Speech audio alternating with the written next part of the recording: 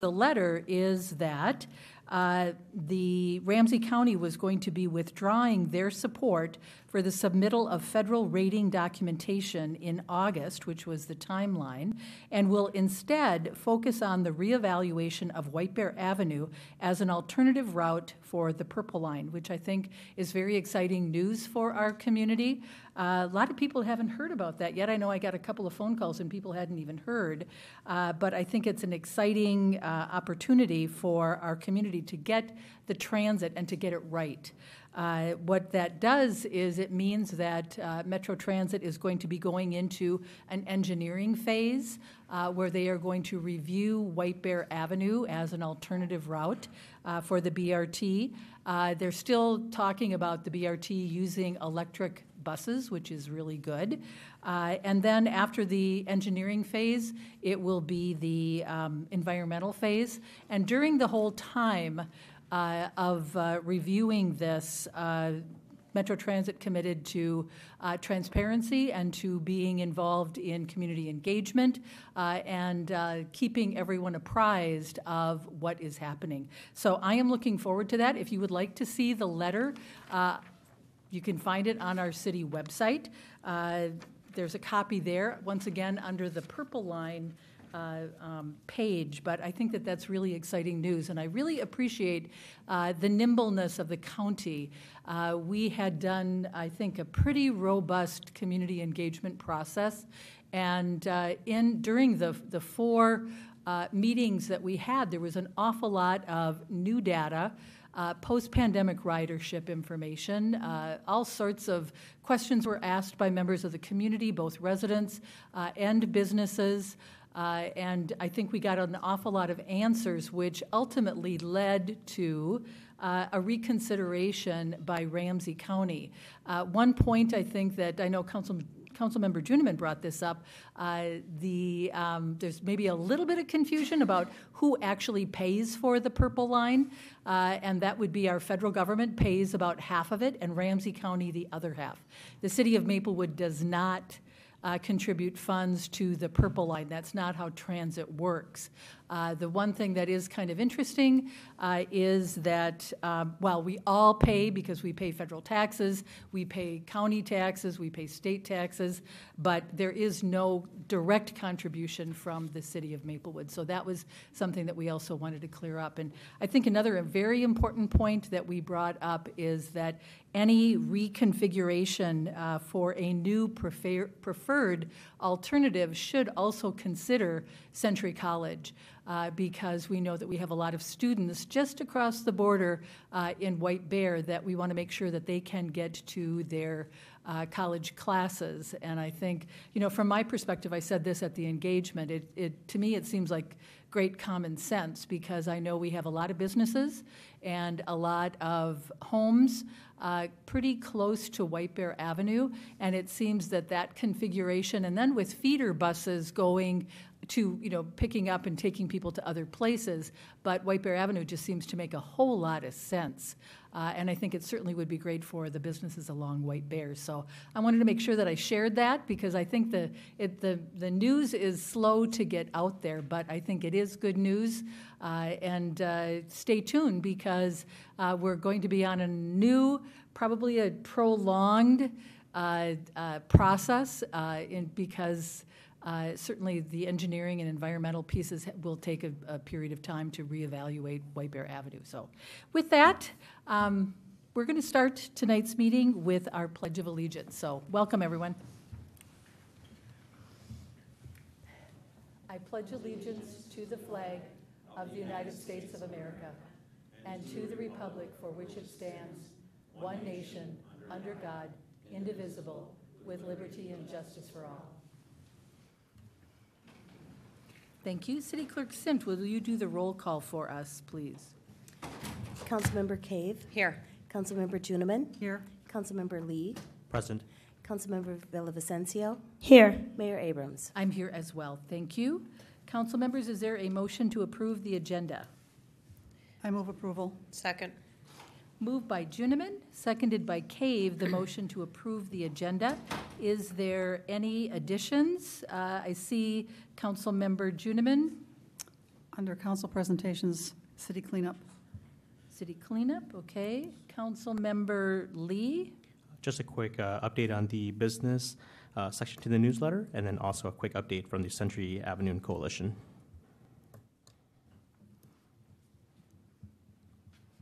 Okay, and I will add commentary concerning bus stops in the city. Anyone else? Seeing none, then all those in favor of the agenda signify by saying aye. Aye. Any opposed?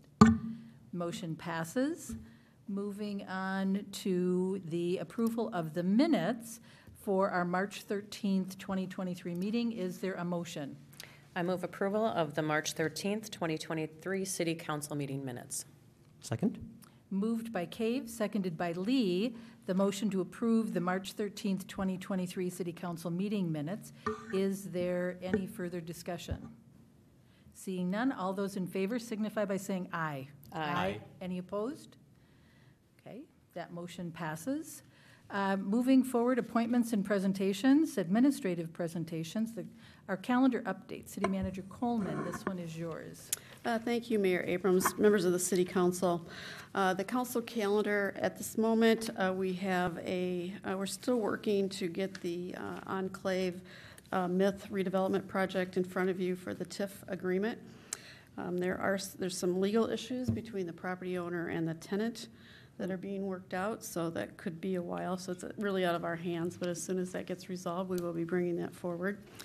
Also, to let you know that Mr. Love is working on his snow removal policy.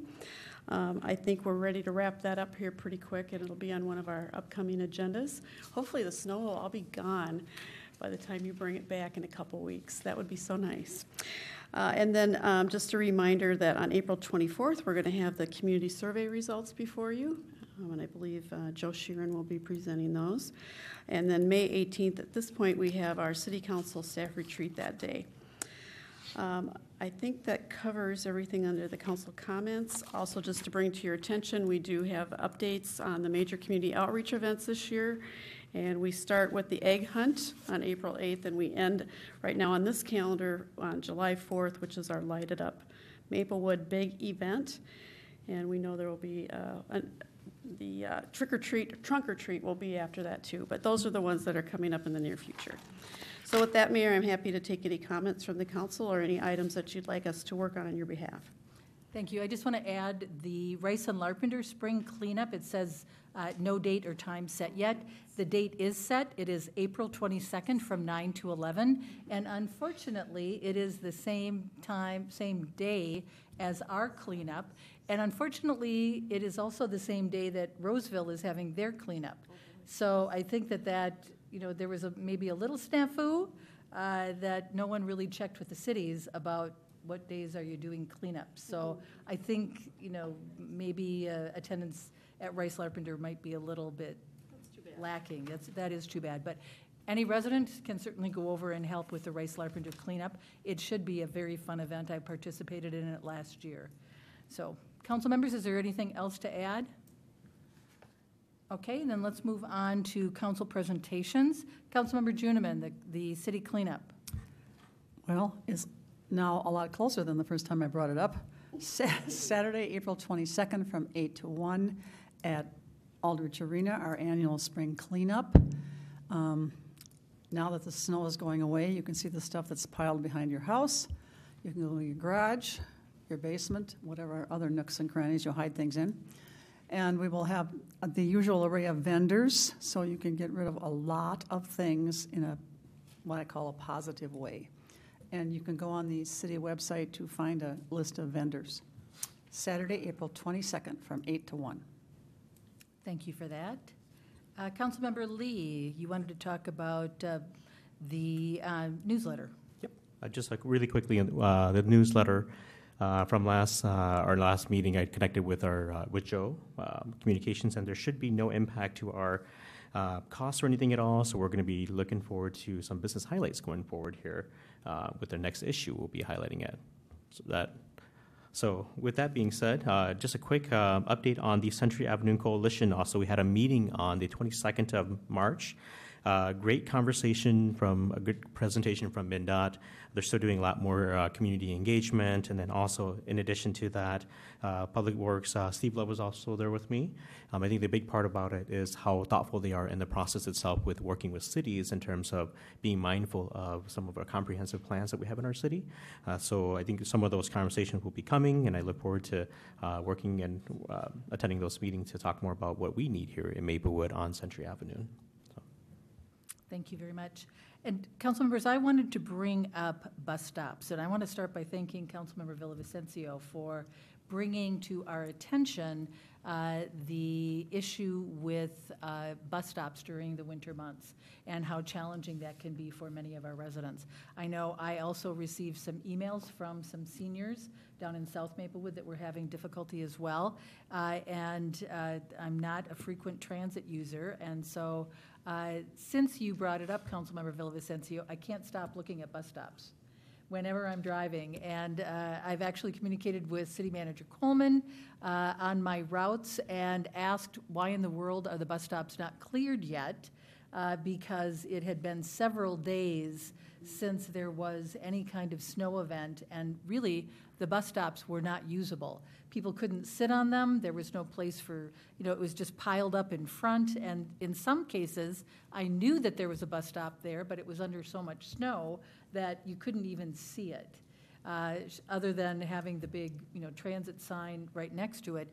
But one of the things that I'd like to do is maybe have a further discussion with our council members. One thing that I learned that I didn't know is that the bus stops, I guess I had made an assumption, and there's always a problem when you make assumptions. I had assumed that they were bus stops, and so that therefore they were under the control of Met Transit, and that's not the case. That we actually have the ability that we license some of the bus stops, and obviously Met Transit has some of them as well, but we actually license them. And so then the question is, if we're licensing them, why aren't they being cleared in a more effective way? And what do we need to do? So what I'd like to do is I've talked with City Manager Coleman and City Clerk Sint about getting a report on what does our city ordinance say about bus stops. How many do we have? I think we had 64 or so. I mean, there's there's quite a few of them, but who is actually licensed and responsible for maintaining them?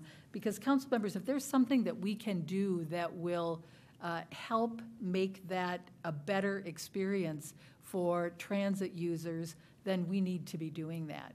So I've asked that there be a report, and it can just come out, not necessarily this week, but maybe next week in the FYI, so that we get that additional information. And then I'd like to maybe have a discussion with council members about what are some possibilities to ensure that our bus stops are cleared in a timely way. Of course, we all know in Minnesota that you don't expect the snowplow to be there the moment the last snowflake drops. But something reasonable, and what I was looking at on White Bear and on Beam Avenue, and I'm just trying to think it over on Century. I mean, just driving around, we've got a problem with our bus stops. So I'd like to see if we can maybe put our heads together and solve that. So you can look for that, and then we'll do a little deeper dive into bus stops. So, okay, let's see, no more council presentations. The resolution for commissioner appointments, City Manager Coleman. Yes, that was me, sorry. Thank you, Mayor, members of the City Council. Earlier this evening at our council workshop, you interviewed two candidates for Planning Commission, Tom Osmond and Tom Schmidt, and the votes were tallied, and Tom Osmond is the person that will be appointed, so congratulations.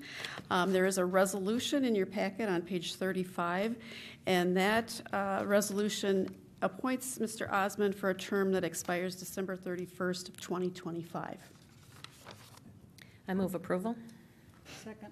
Moved by Dave, seconded by Juniman. The motion to approve Tom Osmond as the candidate to serve on our Planning Commission. Is there any further discussion?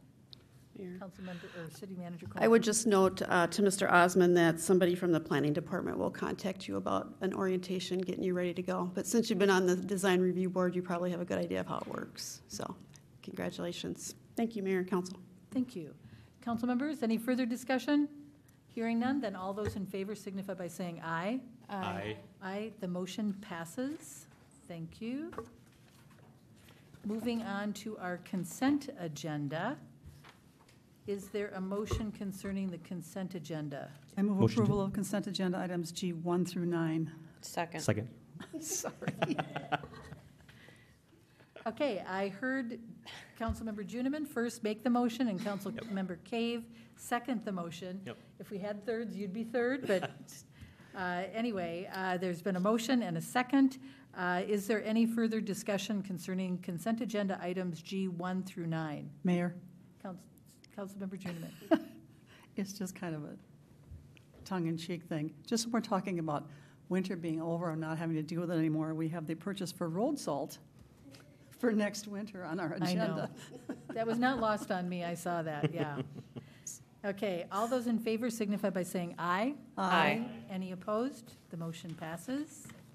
We have no public hearings tonight or unfinished business. We have for new business, the first item is a petition for an environmental assessment worksheet, an EAW for the Reuter-Walton project at 1136 1160 Frost Avenue East. Ms. Parr, this is your staff report. Thank you. It is. Madam Mayor, members of the council, thank you. If I could get the overhead, please.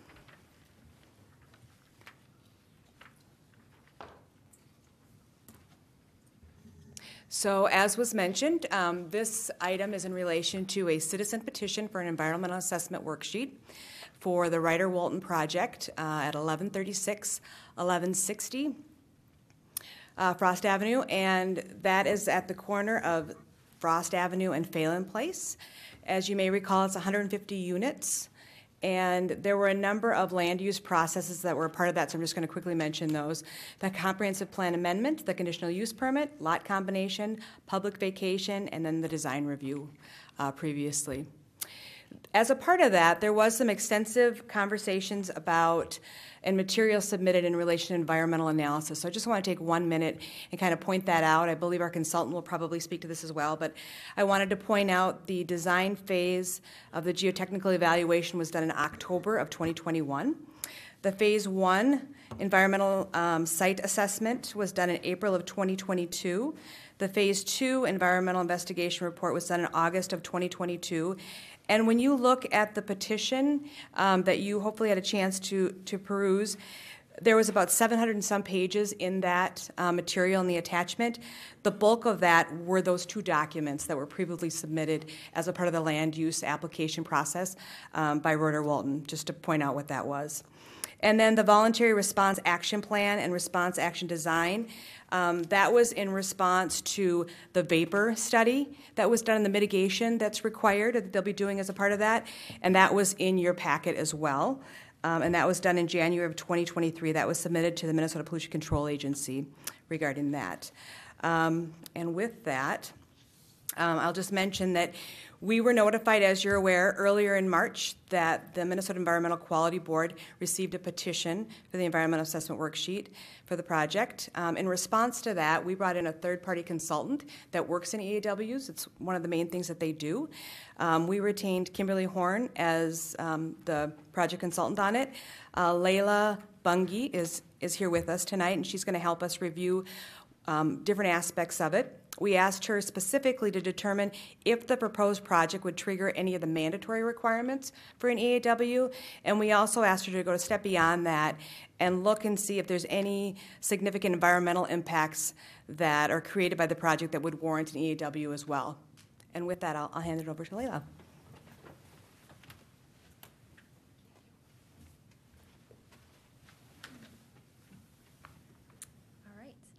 Good evening, Mayor, council members. Thank you for having me here tonight. My name is Layla Bungie. I'm an environmental consultant with Kimberly Horn, and I'll kind of pick up the presentation where Danette left off.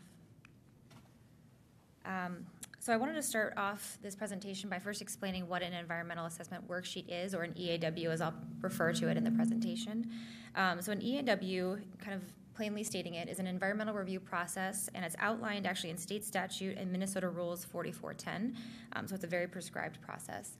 An EAW is completed by the responsible governmental unit, which in this case would be the city of Maplewood, if it were to be done, and the project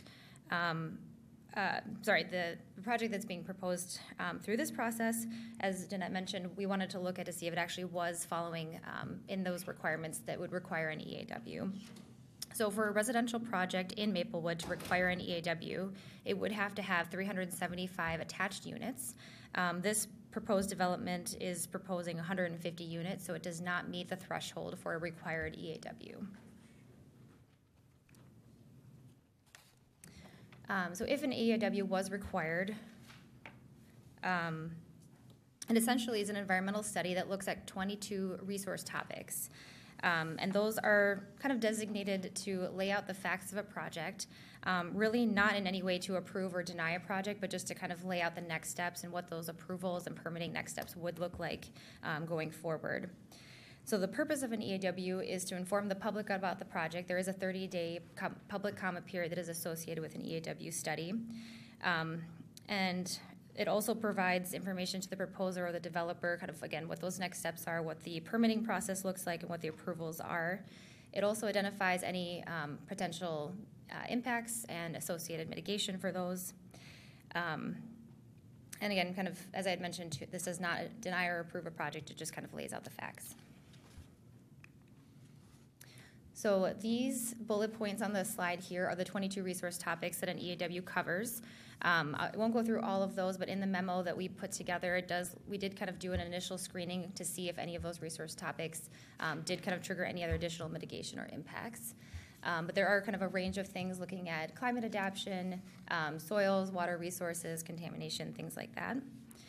The typical schedule for an EAW is around 6 to 8 months. There are additional studies that go along with the EAW. Sometimes that includes a traffic impact study, water or sewer reports, a greenhouse gas analysis, things like that. So that's kind of, with the 30-day comment period, adds to that schedule.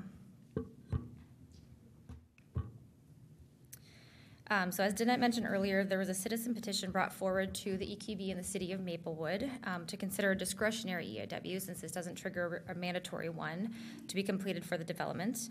The evidence presented in the petition included concerns about mitigation and additional testing around hazardous and contaminated materials on site, and also concerned about the rusty-patched bumblebee, which is an endangered species.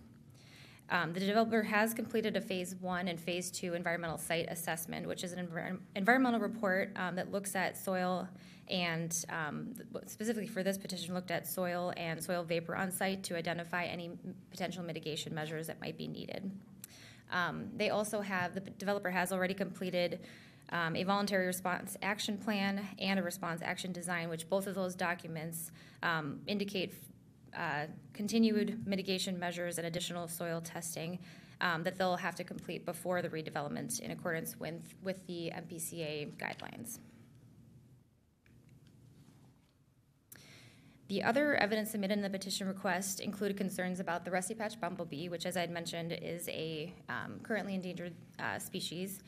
And based on review of the site, there is possibility for the bee to be there. We didn't do an actual in-person site review. So given that, if the city would want to recommend mitigation measures for the developer, could include mowing and vegetation to occur in the late winter, early spring timeframe prior to the bee active season. And then also disturbed areas could be reseeded using native mixes to minimize any other potential impacts to the bee. The next species I will discuss is the northern long-eared bat, which was not included in the petition, but just given that there is some tree removal proposed, we would recommend that the developer would consult with the U.S. Fish and Wildlife Service prior to any of that tree removal occurring for any potential impacts to the bat and its habitat.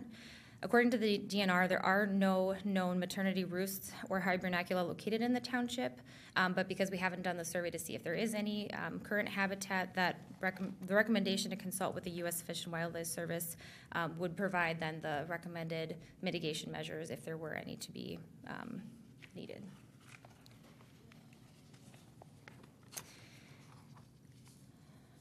So in our assessment of the petition information, we reviewed those 22 resource topics that I mentioned earlier very briefly that are typically studied in an EAW, along with the environmental studies that were provided with the petition to determine if the project does have potential for significant environmental effects according to the Minnesota Rules 4410. And this is kind of 4 different criteria that you look at to see if this is something that would trigger additional environmental review. So the first one, does the type, extent, or reversibility of the environmental effects trigger additional review? This project does not exceed the mandatory threshold for an EAW. The developers are proposing less than the 375 attached residential units that would trigger that. The environmental effects identified in the petition are also localized, and mitigation measures can be implemented in this case. The number B, the cumulative potential effects. So this project is not a part of any sort of prior or future projects that would contribute to those cumulative effects.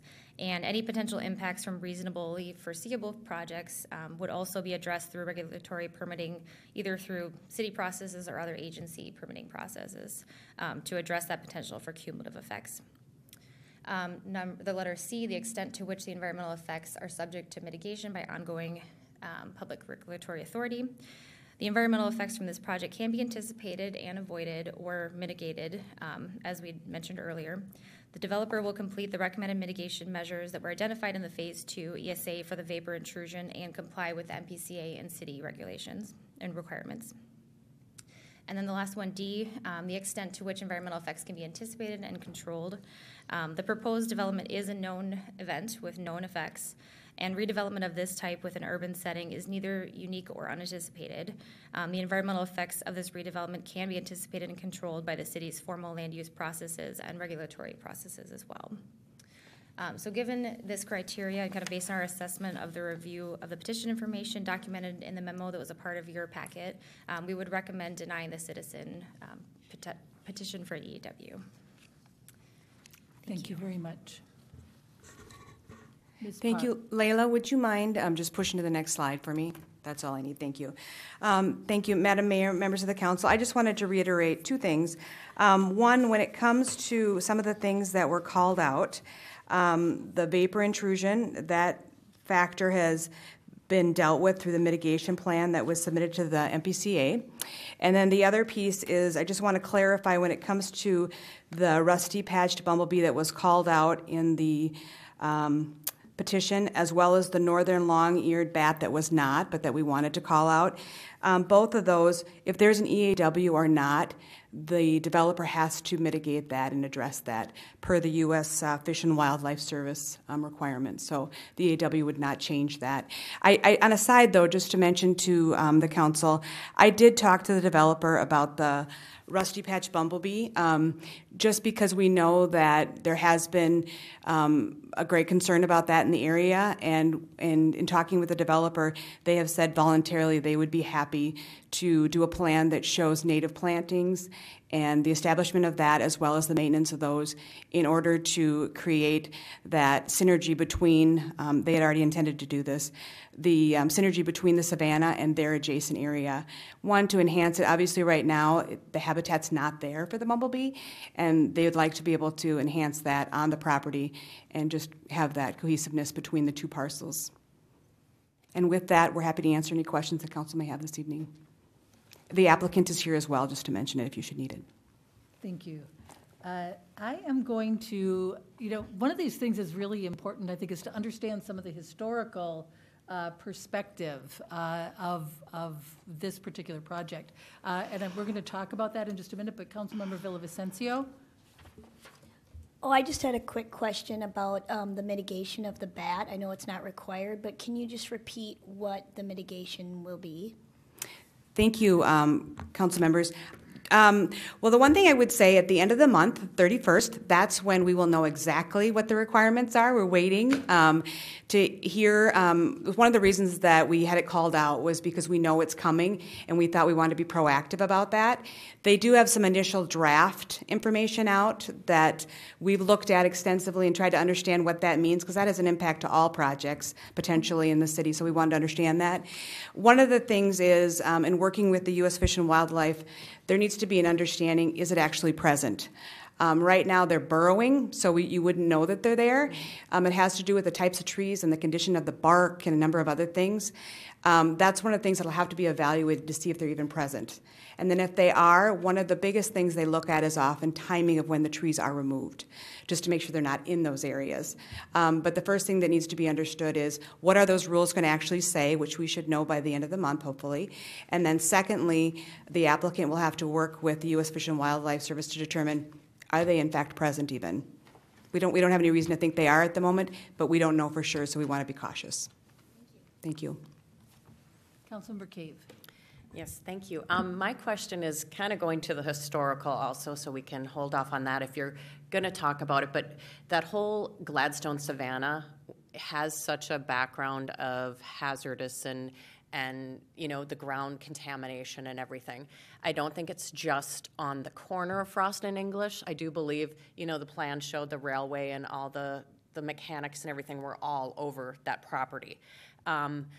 I don't know with the soil borings that were done where the new project is, if there were enough, or if we do more, are we going to find more contamination with the vapors test? They did find some things.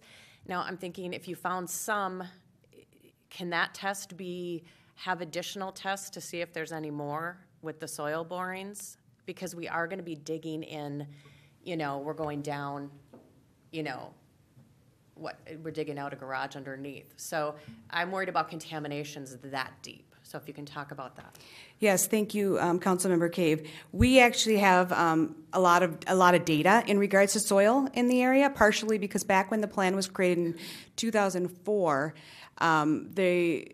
there was a lot of work that went into that because, we did a lot of work in 2012 in regards to the actual Savannah area itself and cleaning that up and evaluating. And since then, there's been extensive testing on this site. I'm not, as far as the depth and pulling out all that, I'd have to go back and pull out 700 some pages worth. But it was pretty extensive in regards to the initial phase 1 and phase 2. It did not warrant going beyond that. But I can maybe refer a little bit. Steve has a lot of background in this in relation to the adjacent area, so he can maybe speak to that a little bit more too. Yes, Mayor and Council, as Danette mentioned, remediation work on the Savannah was done in 2012. It wasn't just at the corner. But it was east of the ponds that were created. So if you know those real large drainage basins, it was east of there. It primarily consisted of covering up the contaminated areas. There was one area that had to be dug out based off of the type of material that was there. But it didn't go where the infiltration basins are. Actually, a lot of that material was used to help create that cover when they dug out those large basins. So, Mayor? Follow-up. So are you saying that the area that they're going to be putting the new development in, or the new, the 5-story building, that area also had the soil? Did they do the remediation there too? Mayor and Council, no, it would be farther to the east. So you have the development, and then to the east of that are the existing basins that were created. Okay. And to the east of that was where the rail station was, and that's where the contaminated soil was. So it was farther east from the property. Did they determine back then, Steve, that they didn't need to do that other area? Mayor and Council, from what I saw of the reports, yes, they did test pits and stuff, and they came up with a whole remediation plan, a RAP, I believe they call it. And that's a response plan not only for what they're going to do, but also how they're going to handle additional contamination if they come across it during construction. Okay. And that was all approved. Okay. Thank you. Other council members? Questions? From my perspective, thank you for bringing up the former remediation back in 2004 and 2012. And given the fact that this property has been extensively surveyed and studied, thank you, Kimley Horn, for doing your analysis. Thank you for the developer for the analysis of the property that was done there. And thank goodness that we have so many city ordinances that protect things like the Rusty Patch bumblebee, and we are very concerned about our environmental aspects of it. So thank you for all of that. And I think the fact that all of this work has been done, I feel pretty confident that we are treading on some pretty solid ground here. Councilmember Juniman, do you have any questions? No, I just have a comment, couple of comments actually. First of all, remember that we have an environmental planner, and she reviews all stages of the project as they make applications. So if anything would pop up, her feelers will be on it, and we will know about it. So I'm not too worried about that piece at all. And I also have to say that the fact that they did these Phase 1 and Phase 2 investigations and reports already indicates to me that they're very responsible and they have every intention of doing this right. And the fact that they're volunteering, if you will, when they do their landscaping, to do something that's friendly to the land to the east, says to me that not only do they appreciate that it's there, but they're going to take advantage of it as well. It's an asset for their finished product to have that piece of land there that we have preserved, and we did so much remediation on. So I think it's a cooperative effort. I just, there are developers that would make me nervous. This isn't one of them, considering what they've already done. But again, I take great stock in the fact that we have an environmental planner, and she reviews every stage of the project, and when there's an application made for grading, et cetera, she sees these and will let them know and us know if there's something that we need to be paying extra attention to. Thank you for that. Council members, I see no more lights on, and so therefore I am going to make a motion as printed in our packet, a motion to approve a resolution denying a petition for preparation of an EAW for the Reuter-Walton Residential Development Project at 1136 and 1160 Frost Avenue East. Second. Moved by Abrams, seconded by Juniman. The motion is printed in our packet. Is there any further discussion? Mayor? Councilmember Juniman. I do think that when this is done and this project is properly landscaped as they have said they will do, it will be an improvement for the bees. I don't see any long-term danger in any of this. And as she pointed out from Kimley Horn, they have to be working with federal agencies on how these things are monitored. So it's almost, even though we are very careful, it's like it's beyond our purview. They will tell us what has to happen. Thank you very much. Councilmember Cave. And just a comment, I think the developer is doing everything in good faith also. Thank you, Kimley Horn, for the report. My question is, when we're doing such an environmentally challenging area, and I know we did a lot of remediation, but we did not do it over there. Although the requirements aren't there for it to be required, the EAW, I just think doing anything with the environment and doing an EAW, I think that would be in our best interest to follow through on that particular piece of land. Thank you. Councilmember Lee. Thank you, Mayor. Just also want to give a shout out to Kimley Horn. Thanks for the thorough presentation that you guys provided. If residents are at home and you have not seen or have read the report, I definitely recommend reading the report itself. I think it's a really good report to go through. Reading through this, I thought a lot about the area that we're going to be building in. I think it's going to be a lot of great improvement that's going to be coming into the community in that area. We talk about contaminants, we talk about things like that, but what we're looking at is a project that's going to come in to really improve the area. If we are to leave it the way it is, you're going to have kids there, people there, and if they are truly, contaminants there, they're openly exposed to that. What we're doing here is we're improving the area, improving that block, we're improving the land there. So I really believe that this is a great project, and most of all, I think there's a good plan in place. Without a good plan, I would not be supporting it, but with a good plan in place to mitigate all of the negative impacts of it, that's kind of where I think that this will be a great addition to that community there. Thank you. Councilmember Cave. And just a comment, Mr. Lee, I do agree that this is going to be, it's not that this would determine if the project went through or not doing the EAW.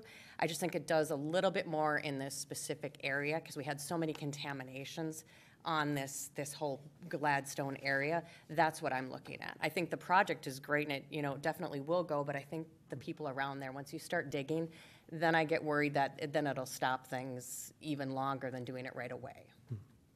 Thank you. There's been a motion and a second, and discussion. All those in favor signify by saying aye. Aye. Aye. Any opposed? Aye. Councilmember Cave, I believe, was the only opposition, and everyone else was in favor. I'm sorry, I didn't hear Councilmember Villavicencio. Yep, okay. Thank you.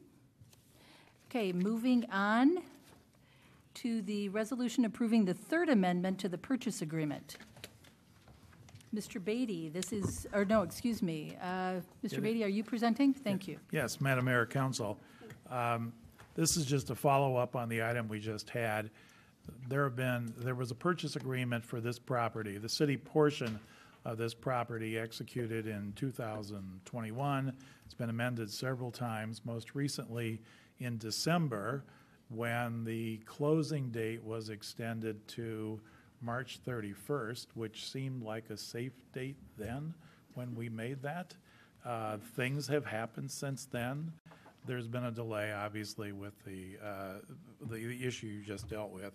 So the request has been to simply recognize that and extend the closing date for 90 days till June 30th. That's the only issue in the third amendment to the purchase agreement. Okay, thank you. Council members, any questions? Councilmember Cave. Yeah, just one question, Mr. Beatty. Is this as simple as it looks? I mean, that we can just, do another continuation? Yes. Okay. Yeah, fair no, enough. Council. I didn't know how many times you could do it before we had to make something more. No, Madam Mayor, Council, this is completely within the discretion of the parties.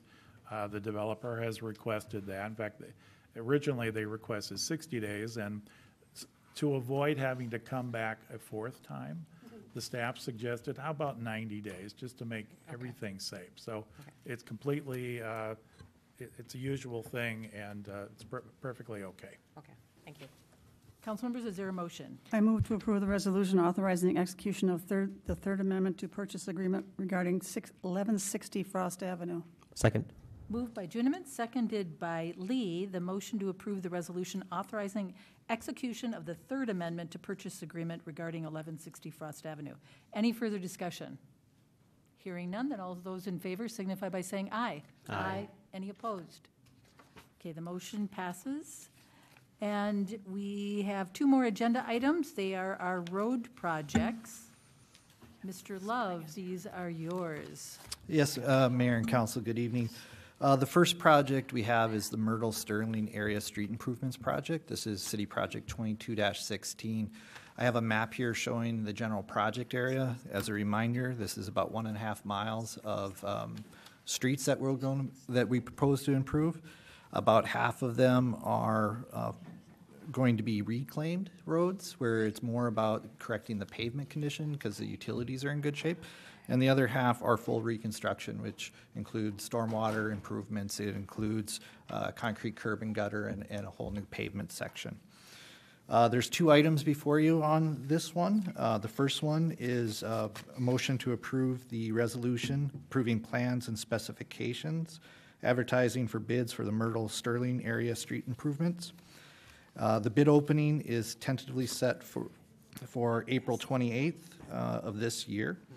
The next motion after that would be the motion to approve the resolution ordering preparation of assessment roll for the Myrtle Sterling Area Street Improvements Project. And the assessment hearing would be set for in September of 2023 here. And this is something that we've done the last couple of years, as it helps property owners with reducing the amount of time that interest is accruing before we have that that assessment sent over to the county. And with that, I'm available for any questions. Mr. Love, I have to ask a question, and it's probably not even going to be fair, and it's not going to be a hard one, and you may not know the answer to that. But, we estimated, our engineers estimated the cost would be $5,391,700. okay? And now we are going out for bids. And given what we've seen on our agenda, with supply chain issues and with costs going up, do we have any idea on where the bid may come in? Mayor and council, so I wish I had a crystal ball to tell you 100% yes, we're dialed into the penny. But our engineers have tried to take a look at last year's prices, talk to contractors, what are they seeing out there. It certainly will be an item that when we bring back, but the budget will be part of that discussion. So once we have those results, we can come up with a plan.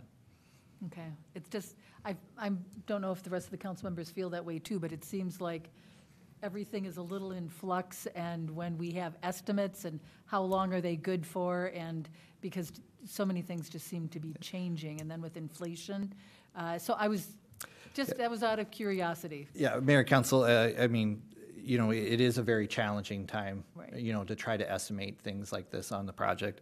You know, our like I said, our staff does build in contingencies to try to account for things, and also additional costs on bid items that we think would be more. So we do our best to try to get us in the ballpark. I appreciate that. I don't see any other lights. So council members, we have two motions before us. Would someone like to make a motion? I move approval of the resolution approving the plans and specifications and advertising for bids for the Myrtle Sterling Street Project Improvements City Project 2216. Second. Moved by Juniman, seconded by Cave. The motion to approve the attached resolution approving plans and specifications and advertising bids for Myrtle Sterling Area Street Improvements, City Project 22-16. Any further discussion? Seeing none or hearing none, then all those in favor signify by saying aye. Aye. Any opposed? There's another motion. Would someone like to make it? I further move the resolution ordering the preparation of the assessment roll for the Myrtle Sterling Street Area Street Improvement City Project 22-16. Moved by Juniman, seconded by Villavicencio, the motion to approve the attached resolution ordering preparation of assessment roll for Myrtle Sterling Area Street Improvements, City Project 22-16. Any further discussion? Hearing none, all those in favor signify by saying aye. Aye. Any opposed? The motion passes. Mr. Love, moving on to our second road project. Yes, Mayor and Council. So our second project is the Woodland South Lawn Area Street Improvement Project. This is City Project 22-17. Similar to the last project, this is a mixture of reclaim streets and a mixture of full reconstruction. One of the things I want to make sure I call out here is that we had a lot of public input about sidewalk improvements on Raditz. So we have included that sidewalk. It'll be on the north side of Raditz between South Lawn and White Bear Avenue. So that is included in the design plan.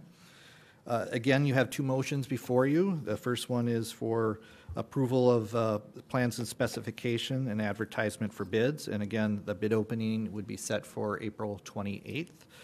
And then also a resolution ordering the preparation of the assessment roll. And again, the assessment hearing you would see in September of 23. With that, I forgot to mention that this project totals about 1.77 miles of roadway. So with that, I'm available for any questions. Council members, any questions?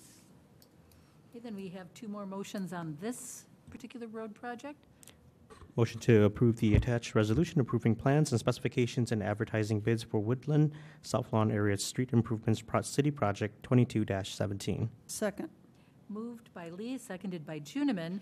The motion to approve the attached resolution approving plans and specifications and advertising bids for Woodline South Lawn Area Street Improvement, City Project 22-17. Any further discussion?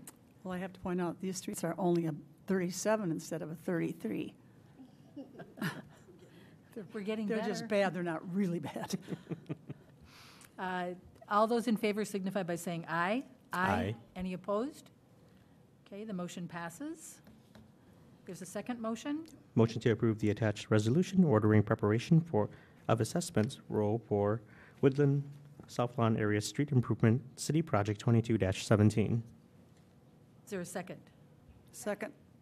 Moved by Lee, seconded by Villavicencio. The motion to approve the attached resolution ordering preparation of assessment roll for Woodline South Lawn Area Street Improvement City Project 22-17. Any further discussion? Hearing none, then all those in favor signify by saying aye. Aye. Any opposed? That motion passes as well. Council members, we have no other agenda items, and so therefore we are adjourned. Thank you, everyone.